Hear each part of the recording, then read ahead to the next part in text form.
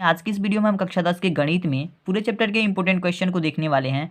तो सारे चैप्टर के महत्वपूर्ण बहुविकल्पीय प्रश्नों को इस वीडियो में हम बताने वाले हैं। इस वीडियो को शुरू से लेकर के अंत तक देखिए, सारी चीज़ें आपको क्लियर हो जाएंगी। और जितने भी इंपॉर्टेंट क्वेश्चन है जो कि हर साल से पूछे जाते हैं, कई सालों से पूछे जा रहे हैं, उस सारे क्वेश्चन को भी मैंने इन्वॉल्व किया है। और जो इंपॉर्टेंट क्वेश्चन है जो कि यूपी बोर्ड के एग्जाम में आ सकते हैं, उन क्वेश्चन को भी मैं इस वीडियो में बताने जा रहा हूँ। ठीक है, हम बात करते हैं पहले क्वेश्चन के बारे में। पहला जो हमारा इंपॉर्टेंट क्वेश्चन है क्या है, किसी धनात्मक पूर्णांक p के लिए प्रत्येक धनात्मक विषम पूर्णांक का रूप होता है। ठीक है, देखिए सारे क्वेश्चन कुछ ना कुछ सालों से पूछे जा रहे हैं और कुछ ऐसे क्वेश्चन है जो कि इस साल पूछे जा सकते हैं 2023 में। तो आप ध्यान से सारे क्वेश्चन को देखिएगा, इसी तरीके के प्रश्न आपके बोर्ड एग्जाम में देखने को मिलेंगे। ठीक है, तो पहला क्वेश्चन हमारा क्या था कि किसी धनात्मक पूर्णांक p के लिए प्रत्येक धनात्मक विषम पूर्णांक का रूप होता है। ठीक है, ये क्वेश्चन था। तो इस क्वेश्चन का जो हमारा उत्तर होगा वो होगा 2p+1। ऐसा इसलिए होगा 2p+1 हमारा ऑप्शन सही हो जाएगा। ऐसा इसलिए होगा क्योंकि कभी भी हम p के जैसे p कहा है क्वेश्चन में कि किसी धनात्मक पूर्णांक p के लिए प्रत्येक धनात्मक विषम पूर्णांक का रूप होगा। तो p के जगह पे अगर हम किसी धनात्मक पूर्णांक को रखेंगे तो यानी कि अगर मान लीजिए 2 रख देते हैं तो यह एक सम पूर्णांक हो जाएगा, विषम पूर्णांक नहीं होगा। हमें विषम पूर्णांक देखना है। ठीक है, तो इसके जगह पे अगर हम 3 रख देंगे तो 3 में अगर 1 जोड़ेंगे तो ये क्या हो जाएगा, एक सम पूर्णांक हो जाएगा जो कि विषम पूर्णांक नहीं होगा। इसकी जगह पे अगर हम 2 है और इस p की जगह पे 2 रख देंगे तो 2 दूना का 4 हो जाएगा, यानी कि यह भी एक विषम सम पूर्णांक नहीं होगा। तो हमें विषम पूर्णांक चाहिए। ठीक है, तो विषम पूर्णांक नहीं हो पाएगा, इसलिए हम इसको भी छोड़ देंगे। और 2p+1 एक ऐसा नंबर है जैसे कि 2p+1 एक ऐसा कंडीशन हो जाएगा। जैसे मान लीजिए, माना, समझिए क्वेश्चन को, देखिए माना धनात्मक पूर्णांक है ना p के लिए, तो माना धनात्मक पूर्णांक, धनात्मक पूर्णांक p के लिए कहा है। तो p बराबर हम मान सकते हैं धनात्मक पूर्णांक 1 2 3 डॉट डॉट डॉट, यही तो धनात्मक पूर्णांक है। तो धनात्मक पूर्णांक, तो इस कंडीशन में 2p+1 की कंडीशन में अगर p की जगह पे 1 रखे, 2 रखे, 3 रखे, 4 रखे, 5 रखे, 10 रखे, 11 रखे, 12 रखे, कुछ भी रखे p के जगह पे, हमें एक विषम संख्या ही प्राप्त होगी। जैसे कि 2 की जगह पे अगर हम 1 रख दें तो 1 रख दिए 2 की जगह पे, p की जगह पे, और प्लस में 1 बराबर में अगर करेंगे इसको तो 2 एकम 2 और 1 जोड़ेंगे इसमें 3 हो जाएगा, यानी कि यह एक विषम पूर्णांक प्राप्त हुआ। ऐसे ही 2p+1 पे अगर हम p के जगह पे 5 रख दें तो 2 गुणे p की जगह पे 5 रखेंगे प्लस में 1, 5 गुना का 10 और 10 एक 11 हो जाएगा, जो कि एक विषम पूर्णांक है। ठीक है, इसी तरीके से 2p+1 एक ऐसा कंडीशन आपका निकलेगा जहां पे 1 2 3 किसी भी धनात्मक पूर्णांक का मान रखेंगे तो हमें विषम धनात्मक पूर्णांक ही प्राप्त होगा। तो इसलिए ऑप्शन नंबर आपका डी सही होगा। आशा करता हूँ आपको ये सारी चीजें, सारे डाउट क्लियर हो गए होंगे इस वीडियो में। ठीक है, चलिए अब हम बात करते हैं दूसरे प्रश्न के बारे में। ठीक है, तो अब बात करते हैं दूसरे प्रश्न के बारे में। दूसरा प्रश्न भी सेम पहले प्रश्न की जैसा ही है। कैसा प्रश्न है, देखिए किसी धनात्मक पूर्णांक q के लिए प्रत्येक धनात्मक सम पूर्णांक का रूप होगा। उसमें विषम पूर्णांक का रूप ढूंढ रहे थे हम और इसमें सम पूर्णांक का रूप ढूंढना है। तो देखिए यहाँ पे q की जगह पे अगर हम कोई धनात्मक पूर्णांक रख दें, यानी कोई संख्या रख दे धनात्मक वाली, तो यहाँ पे अगर 3 रखेंगे तो 3 में से एक जगह 2 बचेगा, यानी कि यह एक सम पूर्णांक तो हो जाएगा। यहाँ तक तो फॉलो कर रहा है। लेकिन अगर यहाँ पे अगर हम 6 रख दें, ठीक है, 6 में से अगर 1 को घटाएं तो 5 होगा, यानी कि विषम धनात्मक पूर्णांक प्राप्त होगा, जो चाहिए हमको सम पूर्णांक। तो ये गलत हो जाएगा ऑप्शन। ठीक है, ये गलत हो जाएगा ऑप्शन। ठीक है, अब देखिए q+1 है तो q+1 के अगर q की जगह पे हम कोई धनात्मक पूर्णांक रखें, जैसे कि 3 रखे और 1 जोड़ दें तो 4 हो जाएगा। तो ये एक सम पूर्णांक तो बन रहा है, लेकिन ये विषम पूर्णांक की स्थिति को भी फॉलो करेगा, क्योंकि अगर इस q की जगह पे अगर हम 6 रख दें तो इस 6 में अगर 1 को जोड़ेंगे तो 7 हो जाएगा, और 7 हो जाएगा तो यह एक विषम पूर्णांक हो जाएगा, इसलिए यह भी गलत हो जाएगा। ठीक है, हमें सम पूर्णांक ही चाहिए। ठीक है, और 2q एक ऐसा नंबर है, देखिए 2q एक ऐसी स्थिति उत्पन्न कर रही है जहां पे q की जगह पे अगर हम कोई भी धनात्मक पूर्णांक q के लिए, तो q के लिए q बराबर हम 1 2 3, यही तो धनात्मक पूर्णांक है, डॉट डॉट डॉट जितना भी नंबर आएगा वही तो धनात्मक पूर्णांक है। तो q2 के साथ अगर हम किसी भी धनात्मक पूर्णांक का गुणा कराएंगे तो हमें कौन सा नंबर प्राप्त होगा, एक सम पूर्णांक ही प्राप्त होगा, यानी सम संख्या ही प्राप्त होगी। तो 2 के साथ हम 1 का गुणा करा दे तभी भी 2 एक धनात्मक सम पूर्णांक प्राप्त होगा। या 2 के जगह पे हम अगर 2q के जगह पे, यानी 2q है, 2q के जगह पे हम ये रख रहे हैं, ठीक है ना, तो 1 रखिए तो तभी भी हमें सम संख्या प्राप्त हुआ, 2 रखे तभी भी हमें सम संख्या ही प्राप्त होगी, और 2 के जगह पे q के जगह पे अगर हम 6 रखें तभी भी हमें सम संख्या ही प्राप्त होगी। यानी कोई भी नंबर रखें, कोई भी धनात्मक पूर्णांक रखें q के जगह पे, तो हमें क्या प्राप्त होगा, एक सम संख्या ही प्राप्त होगी। इसलिए हमारा जो ऑप्शन होगा कौन सा होगा, सी वाला ऑप्शन आपका सही होगा, 2q। ठीक है, तो आशा करता हूँ आपको ये क्वेश्चन अभी तक समझ में आ गए होंगे। तो इस तरीके से किसी भी तरीके से प्रश्न पूछेगा इस टॉपिक से तो आप आसानी से कर ले जाएंगे। ठीक है, हम बात करते हैं तीसरे प्रश्न के बारे में। तीसरा प्रश्न हमारा दिया है एचसीएफ आप किसका एचसीएफ 252 और 594 का एचसीएफ हमें 18 दिया हुआ है। ज्ञात कीजिए एलसीएम 252 और 594 का हमें एलसीएम ज्ञात करना है। तो अगर कभी भी एचसीएफ दे दिया रहे या एलसीएम दे दिया रहे और एचसीएफ या एलसीएम किसी को भी ज्ञात करने के लिए कहे तो आप एक फार्मूला याद रखिएगा कि दो संख्याओं का जो गुणनफल होता है यानी मल्टीप्लीकेशन ऑफ टू नंबर्स, यानी दो संख्याओं का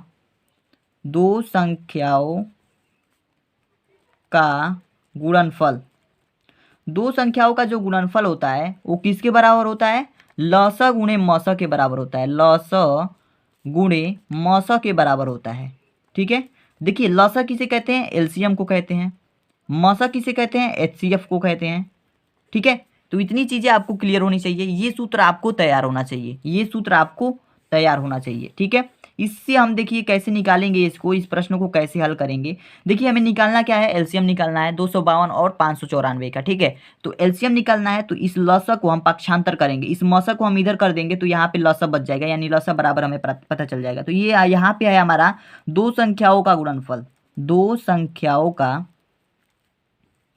गुणनफल, दो संख्याओं का गुणनफल। देखिए फार्मूला अभी बना रहे हैं, फार्मूला सेट कर रहे हैं। ठीक है, इस मौसा को हम इधर पक्षांतर करेंगे तो ये बराबर का चिन्ह है, इधर आएगा, इधर गुणा में है, इधर आएगा तो क्या हो जाएगा? भागा में हो जाएगा, इसके बट्टा में आ जाएगा। तो ये मौसा आ जाएगा इसके बट्टा में, जिसे हम क्या कहते हैं? एचसीएफ कहते हैं, एचसीएफ कहते हैं। निकालना क्या है हमें? लसा निकालना है। यहाँ पे क्या बचा? लसा बचा है। ठीक है, तो लसा यहाँ पे बचा रहेगा, जिसे हम एलसीएम कहते हैं। ठीक है, एलसीएम कहते हैं। अब लसा बराबर हमें क्या प्राप्त होगा? चाहे या फिर लसा इधर लिखें या इधर रखें, लसा बराबर हमें क्या मिला? दो संख्याओं का गुणनफल बट्टा में मौसा। ठीक है, तो इसके जगह पे हम जो जो मान दिया गया है वो रख देंगे। ठीक है, तो देखिए कैसे रखेंगे? दो संख्याओं का गुणनफल यानी कि दोनों संख्याएं यानी लसा और मसा क्या दी गई हैं? जो हमारी मसा दी गई, दो संख्याएं हैं 252 और 594 हैं। तो 252 गुणे में 594, गुणनफल कहाँ है? तो 594, इन दोनों का गुणा और बटा में नीचे एचसीएफ, तो एचसीएफ इसका दिया हुआ है 18। ठीक है, तो 18 रख देंगे, बराबर में हो जाएगा हमारा लसा यानी एलसीएम। ठीक है, तो एलसीएम हमें ज्ञात करना है तो एलसीएम केवल लिख दे रहे हैं। ठीक है, अब देखिए इसको हम गुणा कराएंगे, इन दोनों संख्याओं का गुणा कराएंगे तो हमें प्राप्त होगा 1,49,688। ठीक है, ये हमें प्राप्त होगा, बट्टा में नीचे 18, इसको हम डिवाइड कर देंगे। ठीक है, बराबर में एलसीएम होगा और एलसीएम होगा और इसको हम डिवाइड कर देंगे, तो इसको डिवाइड करने के बाद हमें 8,316 प्राप्त होगा। आप कर सकते हैं कैलकुलेट, और बराबर में एलसीएम, यानी कि एलसीएम हमारा क्या निकल के आएगा? 8,316। ठीक है, तो यानी कि इस तरीके से लिख सकते हैं, एलसीएम बराबर हमें क्या प्राप्त होगा? 8,316। ठीक है, तो ये आपका आंसर हो जाएगा, ये क्या होगा? आपका आंसर हो जाएगा। ठीक है, तो आशा करता हूँ आपको ये क्वेश्चन समझ में आ गया होगा। देखिए ऑप्शन में क्या दिया गया है? ऑप्शन में 8300 दिया गया है, 8,010 दिया गया है, 8,316 दिया गया है। तो ये ऑप्शन नंबर सी आपका क्या होगा? सही हो जाएगा। ठीक है, आशा करता हूँ आपको ये क्वेश्चन समझ में आ गया होगा। अब हम बात करते हैं चौथे प्रश्न के बारे में। चौथा प्रश्न हमारा है के किस मान के लिए रैखिक समीकरण युग्म के एक्स प्लस वाई बराबर के स्क्वायर तथा एक्स प्लस के वाई बराबर 1 के अनेक हल होंगे। तो अनेक हल के लिए कहा है, तो इस प्रश्न को हम कैसे हल करेंगे? देखिए इस प्रश्न को हल करने के लिए सबसे पहले हमें दे रखा है दो समीकरण, इस दोनों समीकरण को लिख लेते हैं। के एक्स प्लस में वाई बराबर के स्क्वायर एक समीकरण है। ठीक है, समीकरण नंबर 1 इसको मान लेंगे, और एक्स प्लस के वाई बराबर 1 ये एक समीकरण दिया हुआ है। ये दो समीकरण दिए गए हैं और कह रहा है कि अनेक हल होंगे, के किस मान के लिए अनेक हल होंगे। तो देखिए अनेक हल के लिए हमारा जो स्थिति होती है वो होता है a1/a2 बराबर b1/b2 बराबर c1/c2। यह एक स्थिति होती है अनेक हल के लिए। ठीक है, तो सबसे पहले हम a1 a2 b1 b2 c1 c2 इसका मान निकाल लेंगे। ठीक है, सबसे पहले हम a1 की बात करते हैं, तो a1 का मान हमें क्या होगा? a1 का मान हमें प्राप्त होगा x का कोफिशिएंट। समीकरण 1 में a1 b1 c1 मिलेगा, समीकरण 2 में a2 b2 c2 मिलेगा। तो समीकरण 1 में 1 से हम a1 का मान निकालेंगे तो x का कोफिशिएंट लिखेंगे, तो x का कोफिशिएंट k है, तो a1 का मान क्या हो जाएगा? k हो जाएगा। ऐसे ही b1 का मान क्या हो जाएगा? b1 का मान सेकेंड नंबर पे आएंगे। सेकेंड नंबर जो हमारा पद है इसमें हम देखेंगे कि y का कोफिशिएंट क्या है, तो y का कोफिशिएंट कुछ नहीं है तो 1 है, इसमें 1 का मल्टीप्लाई है, तो b1 बराबर हो जाएगा हमारा 1। ऐसे ही c1 की बात करेंगे तो c1 में तृतीय पद में आएंगे, तीसरी पद में आएंगे, तीसरे पद में हम ढूंढेंगे कि जो हमारा अचर संख्या है इसका कोफिशिएंट क्या है, तो इसका के स्क्वायर है। ठीक है, तो c1 बराबर हमारा हो जाएगा के स्क्वायर। ठीक है, c1 बराबर हो जाएगा हमारा के स्क्वायर। अब बात करते हैं कि a2 का मान, a2 का मान कैसे निकालेंगे? समीकरण 2 से। a2 बराबर हमारा क्या है? x का कोफिशिएंट 1 है तो 1 लिख देंगे। ठीक है। और ऐसे ही B2 का मान निकालेंगे तो B2 बराबर हमारा y का कोफिशिएंट k है तो k लिख देंगे। ऐसे ही C2 का मान निकालेंगे, C2 बराबर हमारा 1 है, ठीक है। इस तरीके से A1 B1 C1 A2 B2 C2 का मान निकल गया। अनेक हल के लिए जो हमारी स्थिति होती है उसको लिख लेंगे। अनेक हल के लिए, अनेक हल के लिए, अनेक हल के लिए जो हमारी स्थिति होती है वो क्या होती है, A1 बाई A2 बराबर B1 बाई B2 बराबर C1 बाई C2, ये स्थिति होती है।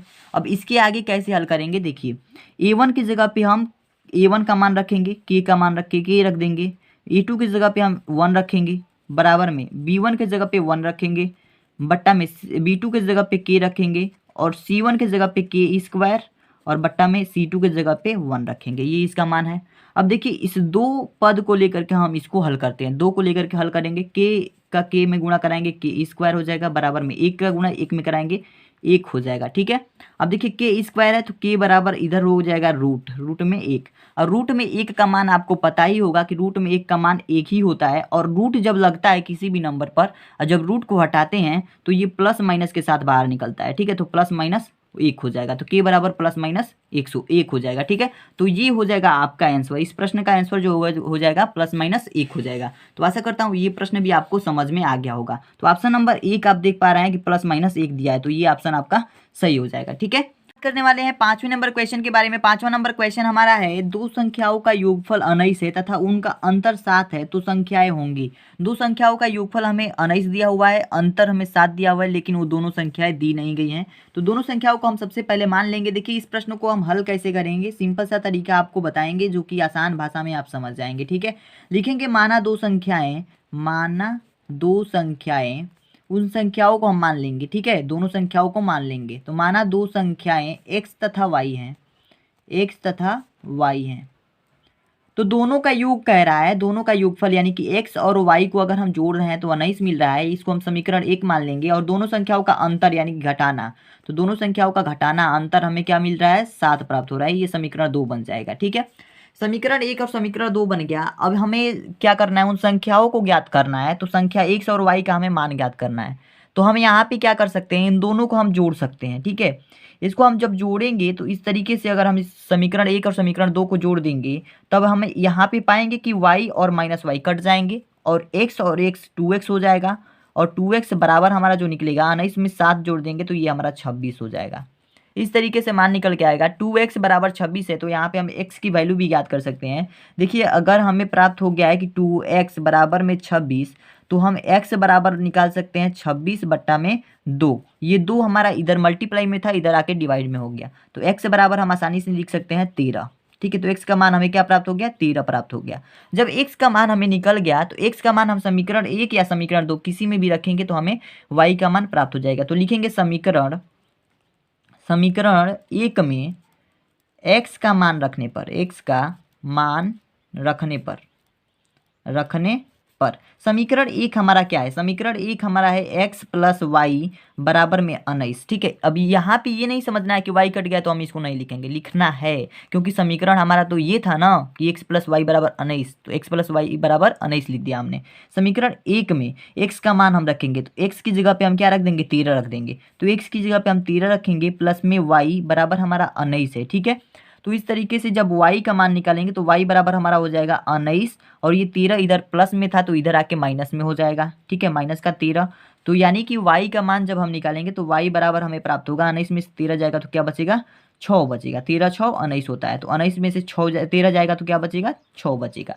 तो ये हो गया हमारी x कितनी आ गई, 13 आ गई, y की वैल्यू 6 आ गई। तो संख्याएं कौन कौन सी होंगी, x कामा y, यानी कि इसका मान निकल के आएगा 13 कामा 6, यानी दोनों संख्याएं कौन कौन सी है, 13 और 6 है। तो ऑप्शन नंबर आपका कौन सा सही हो जाएगा, देख लीजिए ऑप्शन में। ऑप्शन नंबर आपका ए है, 13 कामा 6, ये आपकी संख्याएं दोनों हैं, तो ये ऑप्शन आपका सही हो जाएगा, ठीक है। तो आशा करता हूँ आपको ये भी क्वेश्चन समझ में आ गया होगा। चलिए अब बात करते हैं अगले क्वेश्चन के बारे में। 6ठा नंबर क्वेश्चन हमारा है कि यदि द्विघात समीकरण 3x स्क्वायर माइनस का 6x प्लस में k बराबर 0 के मूल समान है तो k का मान बताइए।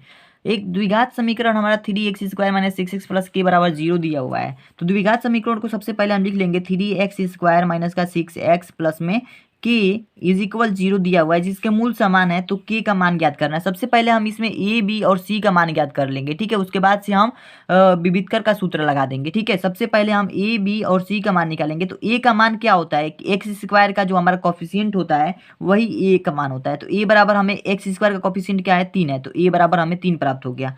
बी का मान निकालेंगे, बी बराबर हम एक्स का कॉफिशिएंट निकालेंगे, तो एक्स का कॉफिशिएंट क्या है, -6 है, ठीक है। तो बी बराबर हमारा -6 हो जाएगा। ऐसे ही सी का हम निकालेंगे, सी बराबर हमें क्या प्राप्त होगा, के प्राप्त हो जाएगा, ठीक है। देखिए ऐसा हमने किस प्रकार से निकाला है, ये हमने निकाला है a x square plus b x plus c से तुलना करने पर, ठीक है। इस तरीके से आपकी बुक में दिया होता है कि a x square plus b x plus c से तुलना करने पर, यानी कि इस द्विघात समीकरण का उसने हमने तुलना किया, तो ए बराबर हमें 3 प्राप्त हो गया, बी बराबर हमें -6 प्राप्त हो गया और सी बराबर हमें के प्राप्त हो गया। ये चीज़ें आप डायरेक्ट भी कर सकते हैं क्योंकि ये बोर्ड एग्जाम है। और देखिए ये चीज़ें अब बहुत ही जल्दी आपको फास्ट करनी होगी क्योंकि ये बहुविकल्पी प्रश्न है, तो बहुविकल्पी प्रश्न में जल्दी जल्दी जैसे आप निकाल सकते हैं उस तरीके से आप निकाल लीजिएगा, ठीक है। अगर मूल समान है, देखिए मूल क्या है, समान है, मूल समान है, मूल समान है। अगर मूल समान है तो विविधकर जो होता है, विविधकर, विविधकर जिसे हम डी से डिनोट करते हैं, ये हो जाएगा हमारा 0, डी बराबर 0। तो डी का जो हमारा सूत्र होता है, डी की जगह पे हम क्या रखेंगे, बी स्क्वायर माइनस का 4ac, डी बराबर होता है हमारा बी स्क्वायर माइनस का 4ac, बराबर में 0 है तो 0 लिख देंगे। डी की जगह पे हमने क्या लिख दिया, बी स्क्वायर माइनस का 4ac। अब इसी पर हम अपना मान रखेंगे, हमारा आंसर आ जाएगा, ठीक है। तो बी स्क्वायर की जगह पे हम क्या रखेंगे, बी की जगह पे बी बराबर क्या है, -6 है, बी का मान क्या है, -6, तो -6 का स्क्वायर, ठीक है। माइनस का 4 है तो 4 लिखेंगे, गुणे में ए की जगह पे 3 रखेंगे, गुणे में सी की जगह पे हम के रख देंगे, बराबर में 0, ठीक है। ये 6 6 का 36 हो जाएगा, ये धन हो जाएगा, प्लस धनात्मक हो जाएगा, ऋणात्मक में, ऋण में है तो धन में हो जाएगा। और माइनस का हो जाएगा ये 4 का 12 के, ठीक है, 12 के हो जाएगा, बराबर में 0। अब देखिए यहाँ पे माइनस का 12 के बचा और इस 36 को हमने इधर लाया तो माइनस का 36 हो गया, ठीक है। अब देखिए माइनस का माइनस कट जाएगा और 12, अब के बराबर निकालेंगे तो ये 12 भी इधर आ जाएगा डिवाइड में, तो 36 ऊपर रहेगा, डिवाइड में 12 आ जाएगा क्योंकि ये मल्टीप्लाई में है, ठीक है। तो के बराबर हमें क्या निकल जाएगा, 12 तिहाई का 36, के बराबर हमें 3 प्राप्त हो गया, ठीक है। तो के बराबर हमें क्या मिला, 3 मिला, तो यही हमारा आंसर हो जाएगा, ठीक है। तो ये हमारा आंसर हो जाएगा, के बराबर 3। तो यदि समीकरण ये है, यदि द्विघात समीकरण ये है और मूल समान है तो के का मान क्या होगा, 3 होगा। तो ऑप्शन नंबर आपका ए सही है, 3, ठीक है। तो ऑप्शन नंबर आपका ए सही हो जाएगा। आशा करता हूँ आपको ये सॉल्यूशन अच्छा लगा होगा, समझ में आ गया होगा, ठीक है। चलिए देखते हैं अगला क्वेश्चन हमारा क्या है। आगे देखिए 7वां नंबर क्वेश्चन हमारा है, समीकरण 3x स्क्वायर माइनस का 5x प्लस 2 बराबर 0 का विविधकर है। तो विविधकर पूछा गया है, विविधकर का फॉर्मूला लगाकर इसको हम सॉल्व करना है इस समीकरण को, यानी द्विघात समीकरण दिया हुआ है जैसे कि 3x स्क्वायर माइनस का 5x प्लस में 2 दिया हुआ है और बराबर में इसके 0 दिया हुआ है, ठीक है। विविधकर का फॉर्मूला लगा करके हमें इसे सॉल्व करना है। सबसे पहले तो हमें ए बी सी चाहिए विविधकर के लिए, तो विविधकर का फॉर्मूला अभी बाद में लिखेंगे, सबसे पहले हम इसमें ए बी सी को निकाल लेते हैं। तो देखिए ए बी सी कैसे निकालते हैं, a x square plus b x plus c से तुलना करने पर। तो ए का मान हम कैसे निकालेंगे, एक्स स्क्वायर का कॉफिशिएंट को लिख देंगे ए का मान, ठीक है। तो एक्स स्क्वायर से किस में गुणा हुआ है, 3 में, तो ए का मान 3 हो जाएगा और एक्स से गुणा जिसमें हुआ है वो बी का मान होता है, तो बी बराबर -5 हो जाएगा। चिन्ह का काफी ध्यान रखना है आपको, ठीक है, यही मिस्टेक करते हैं बहुत सारे स्टूडेंट। सी बराबर हमें क्या मिल जाएगा, 2 मिल जाएगा, ठीक है। तो सी बराबर हमें 2 मिल गया। अब हम बात करते हैं कि विविधकर का जो फार्मूला होता है वो क्या होता है। तो विविधकर का फार्मूला होता है डी बराबर बी स्क्वायर माइनस का 4ac, ये हमारा फार्मूला होता है विविधकर का, ठीक है। इस फार्मूले को याद कर लीजिएगा, कोई ना कोई क्वेश्चन जरूर मैच कर जाएगा आपके बोर्ड एग्जाम में इस फार्मूले से, ठीक है। तो देखिए डी बराबर हमें क्या होता है, बी स्क्वायर माइनस का 4ac। तो डी बराबर हम क्या निकाल लेंगे, बी का मान क्या है, -5 लिख देंगे इसके स्क्वायर में, इसका स्क्वायर लगा देंगे, ठीक है। -4 है तो 4 लिख देंगे और गुणे में ए की जगह पे 3 लिखेंगे और सी की जगह पे 2 लिख देंगे, ठीक है। यहाँ पे 2 है। अब देखिए डी बराबर हम निकालेंगे तो ये 5 × 5 = 25 हो जाएगा और माइनस का इसका गुणा करा देंगे, 4 × 12 12 दूना 24 हो जाएगा, ठीक है। यानी कि डी बराबर हमें क्या प्राप्त हो जाएगा, 25 में से 24 जाएगा तो 1 बचेगा, ठीक है। तो डी बराबर हमें क्या मिल गया, 1 मिल गया। इसका विविधकर क्या होगा, 1 होगा, तो 1 हमारा आंसर हो जाएगा। अब ऑप्शन देखते हैं, ऑप्शन नंबर बी आपका सही है, 1, ठीक है। तो आशा करता हूँ आपको भी ये सोल्यूशन समझ में आ गया होगा, ठीक है। चलिए देखते हैं अगला क्वेश्चन हमारा क्या। अगला क्वेश्चन है हमारा x² / 4 बराबर 9 का हल है, यानी x² / 4 बराबर 9 का हल है। इस प्रश्न को कैसे हल करेंगे, देखिए ये बहुत ही सिंपल सा क्वेश्चन है। x² बट्टा में 4 है, बराबर में 9 दिया है, नीचे कुछ नहीं है तो इसको 1 मान लेंगे, 1 से गुणा कराएंगे एक्स स्क्वायर में तो ये एक्स स्क्वायर हो जाएगा, बराबर में 9 का गुणा कराएंगे 4 में, 9 चौका 36 हो जाएगा, यानी तिर्यक गुणा करा दिया हमने। और एक्स स्क्वायर है, इस पे स्क्वायर है तो एक्स के बराबर में करेंगे, केवल एक्स लिखेंगे यहाँ पे, तो ये स्क्वायर इधर जाकर के रूट में बन जाएगा, रूट में 36 हो जाएगा, ठीक है। और जब एक्स बराबर हम निकालेंगे तो इसका हम वर्गमूल कर देंगे तो यहाँ पे ये 6 गुणे 6 हो जाएगा, 36 को हम लिख सकते हैं 6 गुणे 6, ये एक जोड़ा बन जाएगा और एक्स बराबर ये बाहर निकल जाएगा, इस जो जोड़ा था ये बाहर निकल जाएगा। तो जब भी कोई भी नंबर रूट में रहता है और जब बाहर निकलता है तो उसके आगे प्लस माइनस लग जाता है, तो प्लस माइनस 6 हो जाएगा, एक्स बराबर क्या निकल के आ गया, प्लस माइनस 6, ये आपका आंसर हो जाएगा। ऑप्शन मिला लीजिए, ऑप्शन में देखते हैं हम, पहला ऑप्शन जो है आपका ऑप्शन नंबर 1 ए है, प्लस माइनस 6, तो ऑप्शन नंबर ए आपका सही हो जाएगा। एक 6 भी दिया है तो 6 गलत हो जाएगा, ये ऑप्शन आपका सही होगा, ठीक है। तो आशा करता हूँ ये भी क्वेश्चन आपको समझ में आ गया होगा। बात करते हैं अगले क्वेश्चन के बारे में। क्वेश्चन नंबर 9 हमारा क्वेश्चन है, दिए गए चित्र में त्रिभुज एबीसी के आधार पर बीसी के समांतर रेखाखंड पीक्यू खींचा गया है, यदि पीक्यू संबंध बीसी 1:3 है हो तो एपी और बीपी का अनुपात ज्ञात कीजिए। देखिए हमें एक त्रिभुज दिया हुआ है एबीसी, ठीक है, इस त्रिभुज में बीसी के समांतर एक रेखाखंड पीक्यू खींचा गया है, इस पीक्यू और बीसी का जो हमारा संबंध है 1:3 का संबंध दिया हुआ है, ठीक है। ये इतना अनुपात में, यानी कि पीक्यू और बीसी का अनुपात जो है 1:3 है, ठीक है। और एपी और बीपी का अनुपात हमें ज्ञात करने के लिए कह रहा है। इस क्वेश्चन को बहुत ही सिंपल तरीके से मैं बताऊंगा, इस आसानी से आप समझ जाएंगे। देखिए इस क्वेश्चन को समझने के लिए सबसे पहले आप एक त्रिभुज बनाएंगे, तो एक त्रिभुज बना दिया हमने, ठीक है। आप बहुविकल्पीय प्रश्न है तो बहुविकल्पीय में आप केवल डायरेक्ट क्वेश्चन कीजिएगा, हम आपको समझाने के लिए बता रहे हैं कि एक त्रिभुज ए बी सी आप बनाएंगे और इसमें कहा है कि रेखाखंड ए पी क्यू है, तो पी क्यू रेखाखंड हमने खींच दिया है, बीसी के समांतर है, ठीक है, बीसी के समांतर। और इसमें दिया हुआ है, त्रिभुज में दिया हुआ है, लिखेंगे दिया है ए बी जो है, सॉरी बीसी जो है ये समांतर है किसके, पी क्यू के, ठीक है। यहाँ पे ये मिस्टेक हो गया, बीसी जो समांतर है पी क्यू के, ठीक है। अब देखिए यहाँ पे ये समांतर एक दूसरे के, और जो पी क्यू और संबंधी बीसी है ये दिया हुआ है हमारा 1:3 दिया हुआ है, ठीक है। जैसे कि क्वेश्चन में आप देख पा रहे हैं इतना दिया हुआ है। अब आप देख पा रहे होंगे कि जो इसमें दो त्रिभुज हैं, ठीक है, एक त्रिभुज ए पी क्यू है और एक त्रिभुज ए बी सी है, ठीक है, और दोनों एक दूसरे के समरूप हैं, तो लिखेंगे त्रिभुज ए पी क्यू तथा त्रिभुज ए बी सी समरूप हैं। तो जब दोनों त्रिभुज समरूप हैं तो इनके आपस के संगत कोण और संगत भुजाएं क्या होंगी, आपस में बराबर होंगी। तो संगत इनकी भुजाएं आपस में बराबर हैं तो AP बाई AB हो जाएगा, और AP यानी कि AP बाई AB इसको लिख सकते हैं, बराबर में PQ बाई BC हो जाएगा, ठीक है, PQ बाई BC हो जाएगा। और PQ का जो हमारा PQ और BC का जो हमारा संबंध दिया गया है 1:3 यानी कि 1/3 हो जाएगा, ठीक है। अगर इसको हम रेशियो में लिखेंगे तो 1:3 लिखेंगे, अगर इसको हम बट्टा में लिखेंगे तो 1/3 लिखेंगे, ठीक है। इस तरीके से ये हमें क्वेश्चन में दिया हुआ है, ठीक है। अगर ये समरूप है तो ये समरूप है, आप तो यहाँ पे इतना तो समझ ही सकते हैं। और इसके आगे देखिए आपको क्या करना है, AP बाई AB को हम क्या लिख सकते हैं, ऊपर AP ही लिखेंगे और नीचे AB को हम क्या लिख सकते हैं, AP, इस AP और BP को जोड़ देंगे, इस PB और AP को जोड़ेंगे तो इसको हम AB लिख सकते हैं, ठीक है। AB को हम क्या कर सकते हैं, AP और प्लस में BP, ये हम लिख देंगे, ये हो जाएगा हमारा AB की जगह पे, ठीक है। तो AP और BP हम लिख देंगे तो ये हो जाएगा हमारा AB की जगह पे हमने इतना लिख दिया, बराबर में 1/3 है। अब इसको हम सॉल्व कर देंगे, ठीक है, इसको सॉल्व कर देंगे जैसे कि मैथमेटिक्स में किया जाता है। इस 3 का गुणा हम तिर्यक कराएंगे, 3 से AP में गुणा कराएंगे 3AP हो जाएगा, बराबर में 1 का गुणा हम AP प्लस BP को कराएंगे तो AP प्लस BP हो जाएगा, ठीक है, ये हो गया। अब देखिए AP को हम इधर पक्षांतर करेंगे तो ये धनात्मक में है तो ऋणात्मक में हो जाएगा, तो 3AP ये माइनस में AP हो जाएगा, ठीक है। अब बराबर में ये BP है। अब 3AP में से अगर हम एक AP को हटाएंगे तो ये 2AP हो जाएगा, ठीक है, 2AP हो जाएगा, बराबर में हो जाएगा BP। अब देखिए हमें क्या करना है, AP और BP का, देखिए यहाँ पे क्वेश्चन में कहा है कि AP और BP का अनुपात ज्ञात कीजिए, तो अनुपात हमें ज्ञात करना है, तो अनुपात ज्ञात करना है तो हम इसको पक्षांतर करेंगे, यानी कि 2 बराबर हमारा हो जाएगा, इस AP को पक्षांतर करेंगे तो ये BP बट्टा में AP हो जाएगा, ठीक है।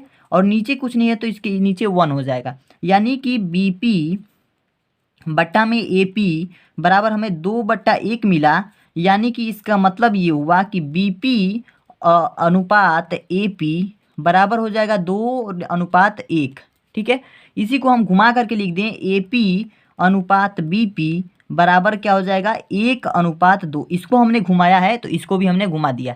ठीक है, तो ये हमारा असली आंसर प्राप्त हो जाएगा 1:2। ठीक है, तो ये हमारा आंसर हो जाएगा। तो आशा करता हूँ आपको इक्वेशन समझ में आ गया होगा। ठीक है, तो अगर आपको इक्वेशन समझ में आया, चैनल पे नए हैं तो चैनल को सब्सक्राइब कर लीजिए, जल्दी कीजिए जल्दी कीजिए। अब देखिए ऑप्शन नंबर 1 है आपका ऑप्शन नंबर पहला है 1:2, यही ऑप्शन आपका सही हो जाएगा। ठीक है, तो आप आसानी से इस क्वेश्चन को भी कर लेंगे। चलिए देखते हैं अगला क्वेश्चन हमारा क्या है। अगला क्वेश्चन नंबर 10 बहुत ही इंपॉर्टेंट क्वेश्चन है, बहुत ही सिंपल तरीके से इसको भी मैं बताऊंगा। देखिए थोड़ा सा टाइम तो लग रहा है क्वेश्चन बताने में, टाइम आपको करने में नहीं लगना चाहिए। ठीक है, आपको सॉल्यूशन करने में टाइम नहीं लगना चाहिए, क्योंकि मैं एकदम बहुत ही अच्छे तरीके से समझा रहा हूँ, तो आपको अच्छे से समझ में आना चाहिए, इसलिए मैं ज़्यादा टाइम ले रहा हूँ। ठीक है, देखिए 10वां नंबर क्वेश्चन है, दो समरूप त्रिभुजों की भुजाएं 4:9 के अनुपात में हैं। इन त्रिभुजों के क्षेत्रफलों का अनुपात ज्ञात कीजिए। जब भी इस तरीके का प्रश्न आएगा तो इसका इन दोनों का हम वर्ग कर देंगे, डायरेक्ट इसका आंसर निकल के आ जाएगा। अगर आप डायरेक्ट करना चाहते हैं, डायरेक्ट इसका आंसर पाना चाहते हैं, तो 4 चौका 16 कीजिए, 9 9 9 81 कीजिए, ऑप्शन नंबर सी आपका सही हो जाएगा। लेकिन अगर विधि से इस प्रश्न को हल किया जाए तो कैसे करेंगे? देखिए दो समरूप त्रिभुजों की भुजाओं की बात कर रहा है ना, तो भुजाओं का अनुपात 4:9 को 9 दिया है, और हमें क्या कह रहा है कि त्रिभुजों के क्षेत्रफलों का अनुपात ज्ञात कीजिए। तो जो इसका सूत्र होता है, यानी त्रिभुज के क्षेत्रफलों के अनुपात का जो सूत्र होता है वो क्या होता है, चलिए देखते हैं। लिखेंगे त्रिभुज के, लिखेंगे क्या, समरूप त्रिभुज के। कौन सा त्रिभुज है? समरूप त्रिभुज है। तो समरूप त्रिभुज के इसे याद कर लीजिएगा। समरूप त्रिभुज के क्षेत्रफलों का अनुपात समरूप त्रिभुज के क्षेत्रफलों का अनुपात किसके बराबर होता है? ये बराबर होता है त्रिभुजों के, यानी कि समरूप त्रिभुज के, वही संगत भुजाओं के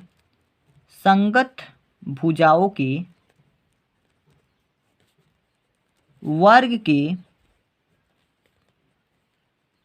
अनुपात के बराबर होता है। ठीक है, वर्ग के अनुपात के बराबर होता है, संगत भुजाओं के वर्ग के अनुपात के बराबर होता है। तो समरूप त्रिभुज के क्षेत्रफलों का अनुपात क्या हो जाएगा? देखिए समरूप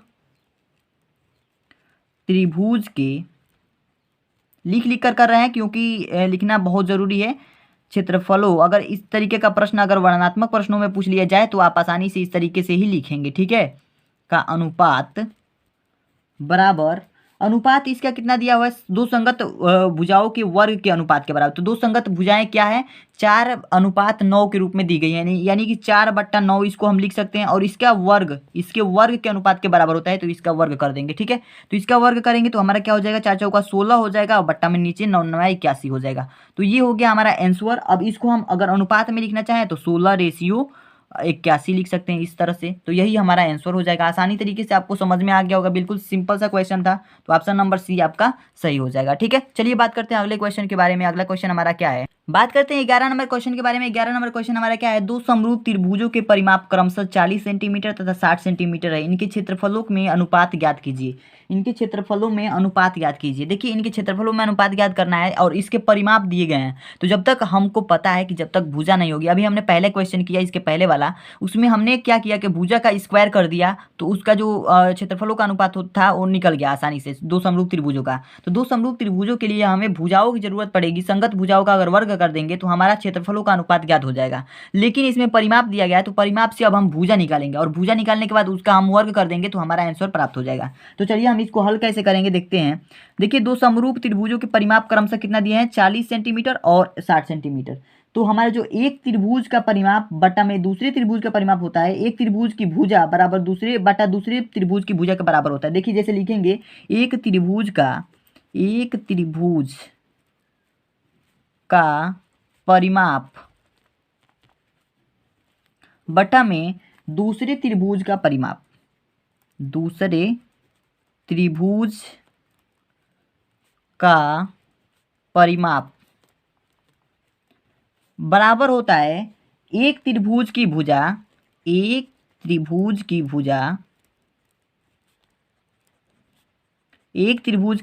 बट्टा में दूसरे त्रिभुज की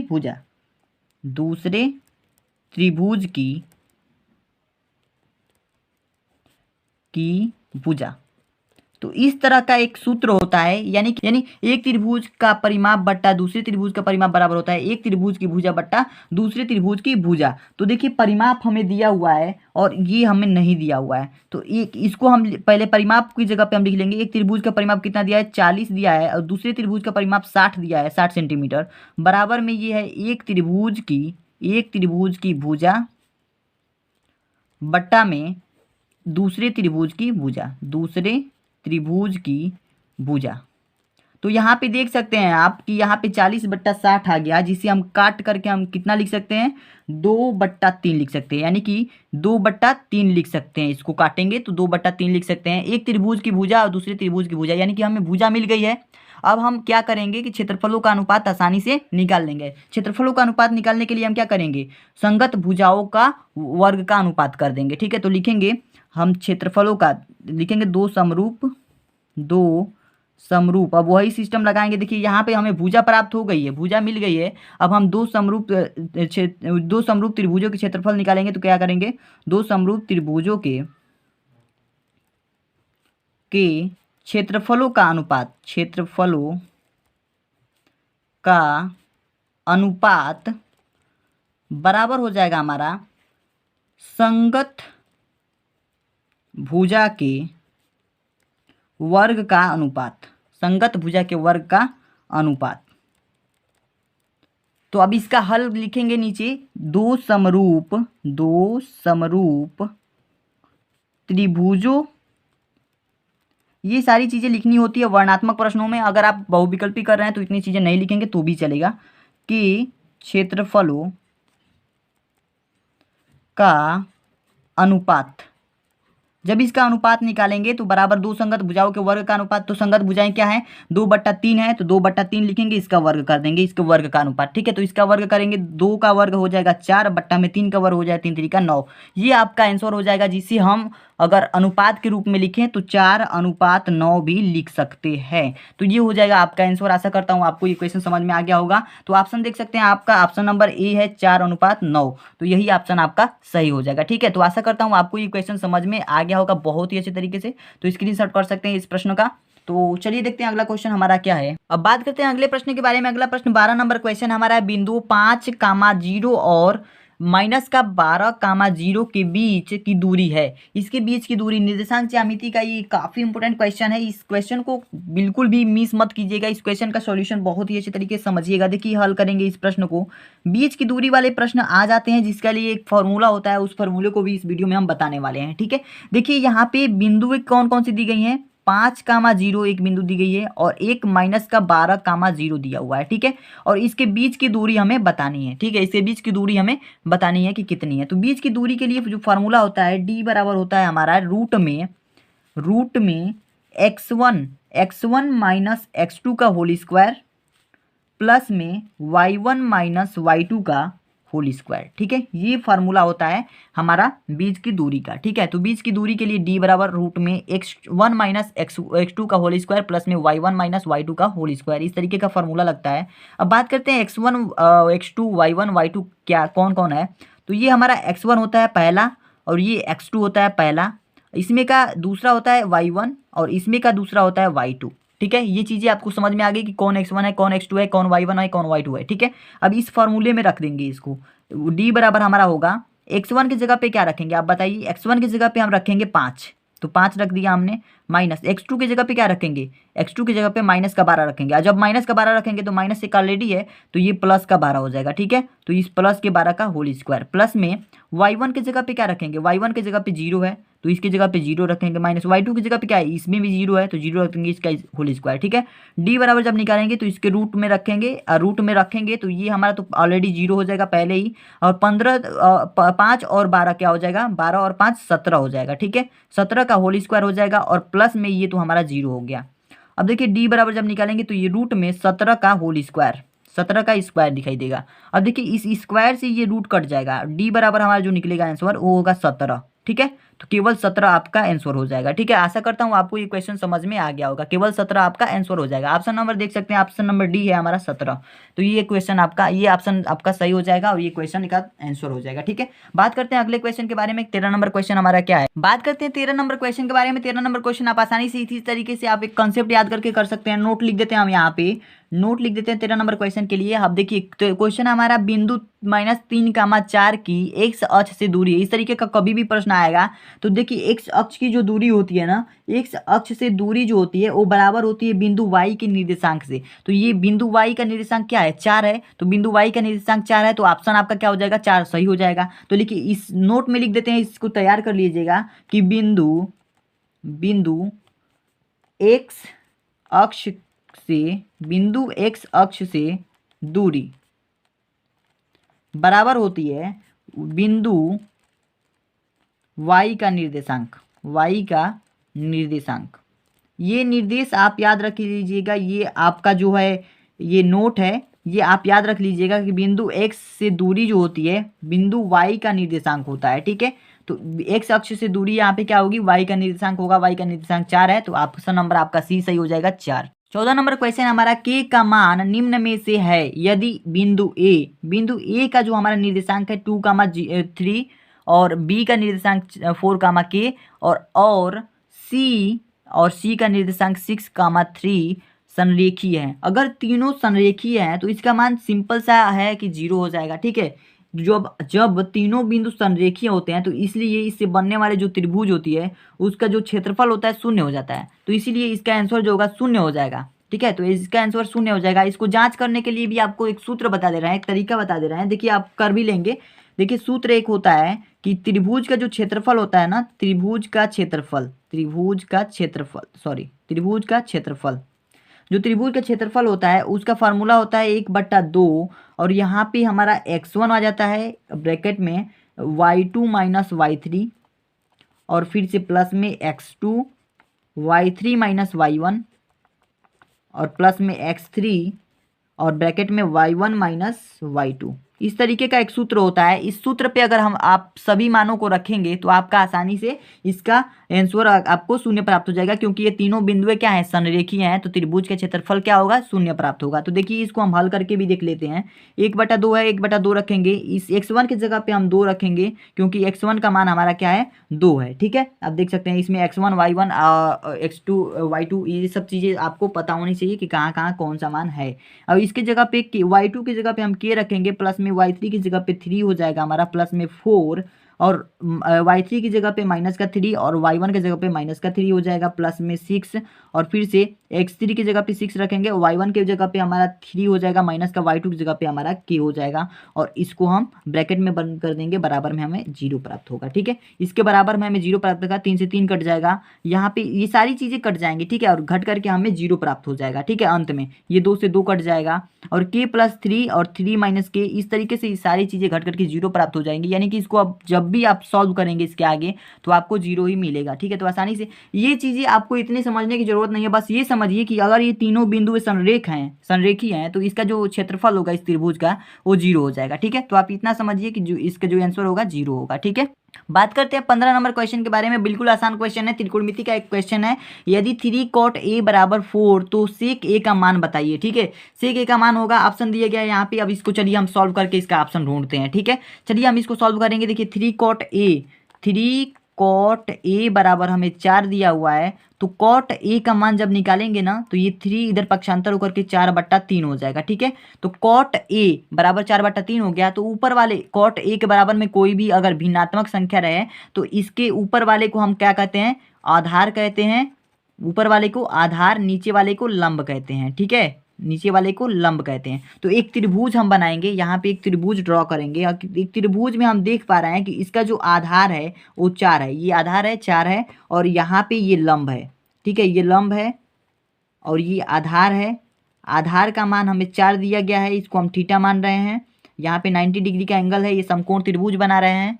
और यहाँ पे इसका जो मान है आधार का 4 है, और लंब का मान क्या है, 3 है, और इसका कर्ण का मान नहीं दिया है, तो कर्ण का मान निकालेंगे तभी हम sec a का मान निकाल पाएंगे। ठीक है, तो कर्ण ये है, कर्ण ये बड़ी वाली भुजा है। ठीक है, ये वाली, तो कर्ण निकालेंगे तो कर्ण कर्ण निकालेंगे, कर्ण बराबर हो जाएगा हमारा रूट में लंब का स्क्वायर धन आधार का स्क्वायर।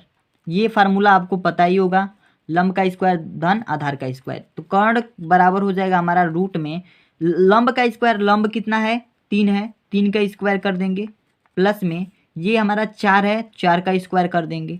तो आप अब आ जाएगा इसके बराबर में 3 3 9 हो जाएगा, प्लस में 4 4 16 हो जाएगा। और इसको हम सॉल्व करेंगे तो ये 16 9 25 हो जाएगा, यानी कि इसके बराबर में ये 5 प्राप्त हो जाएगा। 5 मिल गया। अब यहाँ से आराम से आप सेक ए का मान ज्ञात कर सकते हैं। तो सेक ए बराबर होता है हमारा कर्ण बटा आधार, ठीक है, कर्ण बटा आधार। तो इसका कर्ण कितना निकला है 5 निकला है, तो कर्ण की जगह पे हम 5 रख देंगे। इसका आधार कितना है, पहले से ही आधार इसका 4 है, आधार क्या है 4 है, तो नीचे 4 लिख देंगे, यानी 5/4 इसका जो होगा आंसर हो जाएगा। ठीक है, तो आशा करता हूँ आपको ये समझ में आ गया होगा। सेक ए का मान कितना होगा 5/4 होगा। ठीक है, तो ऑप्शन में देख सकते हैं, ऑप्शन नंबर बी आपका सही है 5/4। तो आशा करता हूँ आपको ये क्वेश्चन समझ में आ गया होगा। ठीक है, चलिए देखते हैं 16 नंबर क्वेश्चन हमारा क्या। देखिए 16 नंबर क्वेश्चन की बात कीजिए। 16 नंबर क्वेश्चन है हमारा, यदि सेक थीटा बराबर 2 तो थीटा का मान होगा। देखिए यदि सेक थीटा बराबर हमें 2 दिया है, तो थीटा का मान पूछ रहा है। तो सेक थीटा लिखेंगे, सेक थीटा की जगह पे बराबर में 2 की जगह पे हम लिख सकते हैं सेक 60 डिग्री, यानी सेक 60 डिग्री का मान होता है 2। तो 2 की जगह पे हम सेक 60 डिग्री लिखेंगे, क्योंकि यहाँ पे हम चूंकि में लिख दे रहे हैं कि सेक 60 डिग्री बराबर होता है 2, इसीलिए हमने 2 की जगह पे सेक 60 डिग्री लिख दिया है। ठीक है, अब देखिए यहाँ पे सेक से सेक कट जाएगा, यानी थीटा बराबर हमें क्या प्राप्त हो गया 60 डिग्री प्राप्त हो गया। तो ये आपका आंसर हो जाएगा। बहुत ही सिंपल क्वेश्चन था। आपको पीरियोडिक टेबल का जो हमारा टेबल होता है वो याद होना चाहिए, आपको बस ट्रिग्नोमेट्रिक टेबल याद होना चाहिए। ठीक है, तो अब चलिए थीटा बराबर क्या निकल के आ गया 60 डिग्री। तो ऑप्शन नंबर सी आपका क्या हो जाएगा, सही हो जाएगा। ठीक है, आशा करता हूँ आपको ये क्वेश्चन समझ में आ गया होगा। हम बात करते हैं अगला प्रश्न हमारा क्या है। क्वेश्चन नंबर 17 हमारा 1 से 15 तक की सम संख्याओं का समांतर माध्य होगा। ऑप्शन दिए गए 6 8 10 12। देखिए कैसे करेंगे, 1 से 15 तक की सम संख्याओं का समांतर माध्य ज्ञात करना है। तो देखिए 1 से 15 तक की सम संख्याओं को पहले लिख लेते हैं। तो लिखेंगे 1 से 15 तक की सम संख्याएं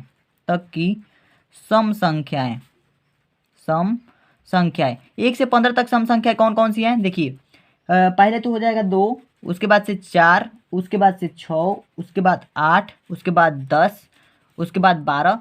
सम संख्याएं वे संख्याएं होती हैं जो 2 से कट जाती हैं। 2 से कटने वाली सारी संख्याएं लिख लेनी है। उसके बाद से 14, 1 2 3 4 5 6 7 हमारी ऐसी संख्याएं हैं जो 15 तक की सम संख्याएं हैं। ठीक है, तो 1 से लेकर के 15 तक की जितनी भी सम संख्याएं थी उसको हमने लिख लिया है यहाँ पे।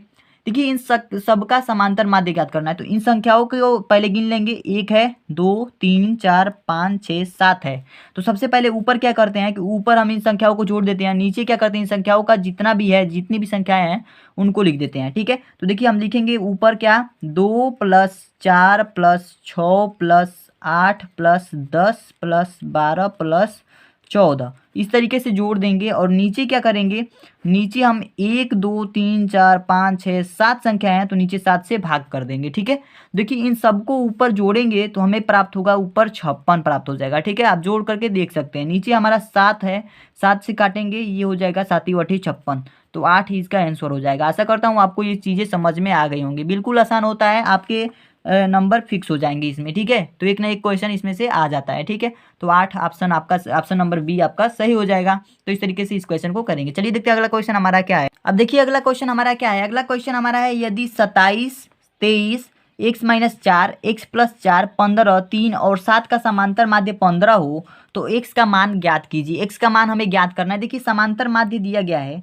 देखिए इसमें क्वेश्चन में समांतर माध्य बराबर क्या होता है, समांतर माध्य बराबर होता है कि इन सभी संख्याओं का योग, इन जितनी भी संख्याएं दी गई है उनका योग बट्टा में जितनी भी संख्याओं की संख्या है उससे भाग। तो इसको सबसे पहले हम योग कर देंगे, 27 + 23 प्लस में x - 4 प्लस में x + 4 और प्लस में 15 और फिर प्लस में 3। ठीक है, और फिर प्लस में 7। इतनी संख्याएं हैं और इन संख्याओं को पहले हम जोड़ लेंगे। ठीक है, इन संख्याओं को ऊपर जोड़ लिए, इसमें भाग किससे करेंगे, ये संख्या 1 2 3 4 5 6 7 संख्याएं हैं, तो 7 से हम भाग कर देंगे। ठीक है, 7 से भाग कर देंगे। और एक चीज अब और बता दें आपको, तो इसमें देख सकते हैं कि समांतर माध्य का मान दिया हुआ है। समांतर माध्य कितना दिया है? 15 दिया है। तो 15 यहाँ पे लिखेंगे बराबर में, इसके बराबर में करेंगे 27, 23 और 15 और 3 और 7 को जोड़ेंगे, तो इन सबको जोड़ेंगे तो इसका मान जो हो जाएगा हमारा, ये हो जाएगा हमारा 75। ठीक है, ये 75 हो जाएगा। 27, 23, 15, 3 और 7 को जोड़ेंगे तो 75 हो जाएगा। और प्लस में यहाँ पे एक एक्स है, यहाँ पे एक एक्स है, इसको जोड़ेंगे तो ये हमारा हो जाएगा 2x हो जाएगा। ठीक है, और इसके बट्टा में हो जाएगा हमारा 7। ठीक है, इसको अगर आप जोड़ेंगे तो ये चीज़ प्राप्त होंगी। पहले तो हम x को जोड़ लेंगे, ये 2x हो जाएगा, और इन सारी चीज़ों को जोड़ेंगे, ये 4 और -4, +4 और -4 कट जाएगा, और इस 23, 27, 15 और 3 और 7 को जोड़ेंगे तो 75 प्राप्त होगा। ठीक है, इस तरीके से इतना हो जाएगा। उसके बाद से 7 का गुणा हम इसमें करा देंगे, इसके नीचे कुछ नहीं तो 1 है, 1 का गुणा हम इसमें करा देंगे, 75 हो जाएगा, प्लस में 2x हो जाएगा, बराबर में ये 15 सत्ते कितना हो जाएगा, 15 सत्ते 105, तो 15 सत्ते 105 कर देंगे। ठीक है, अब देखिए इसको आसानी से सॉल्व करेंगे, 2x इधर रहेगा और ये 75 इधर भेजेंगे तो बराबर हो जाएगा 105 माइनस का 75। ठीक है, तो इसको जब घटाएंगे 105 में से 75 को, तो 2x बराबर हमें निकल जाएगा, 2x बराबर हो जाएगा हमारा 30। ठीक है, ये क्या प्राप्त हो जाएगा, 30 प्राप्त हो जाएगा। यानी कि अगर x बराबर हम जब निकलना चाहें तो 30 बट्टा में 2 हो जाएगा, और इसको काटेंगे तो ये बराबर हो जाएगा 2 15 30, यानी कि x का मान कितना निकल के आ जाएगा, 15 निकल के आ जाएगा। तो x का मान क्या आ जाएगा, 15। ये आपका आंसर हो जाएगा। बहुत ही सिंपल तरीके से इसका सॉल्यूशन हो गया। और देखिए ऑप्शन नंबर बी आपका सही हो जाएगा, 15। ठीक है, तो आशा करता हूँ आपको ये सारे क्वेश्चन अच्छे तरीके से समझ में आ गए होंगे। यदि वीडियो अच्छी लगी हो तो वीडियो को लाइक और चैनल को सब्सक्राइब करके बेल आइकन को प्रेस कर दीजिए, ताकि वीडियो की आने वाली हर एक नोटिफिकेशन आप तक पहुंच सके। ये सारे क्वेश्चन बहुत इंपॉर्टेंट थे दोस्तों, सारे क्वेश्चन को तैयार करके ही बोर्ड एग्जाम में जाइएगा। सारे क्वेश्चन बहुत इंपॉर्टेंट है, आपके 20 नंबर पक्का करने में ये बहुत ही सहयोगी होंगे, बहुत ही हेल्प करेंगे। ठीक है, तो आज के लिए इतना ही, मिलते हैं नेक्स्ट वीडियो में, तब तक के लिए धन्यवाद।